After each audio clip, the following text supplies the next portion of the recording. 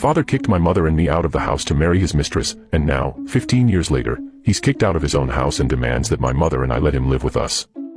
My mother and I used to live in my father's house, but despite that, we rarely saw him, as he basically only went there to borrow money from my mother, money that, of course, he never returned, and then he would leave to spend the money. During that time, things were very difficult, as I was just a child and my mother had to work alone to support the household, but we always managed somehow, and my grandparents always helped us too, and overall, even without my father, I was happy.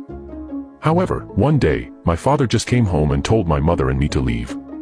This sparked a whole discussion, and basically he said that we were just parasites and now he wanted to be with a real woman, and that he wanted us to leave before she arrived, or he would throw our things out onto the street himself. It was very difficult at that time. My grandparents wanted us to live with them, but they lived in another state, and my mother couldn't just quit her job because it had been difficult enough to find the job in the first place. Initially, we had to go from shelter to shelter until we finally managed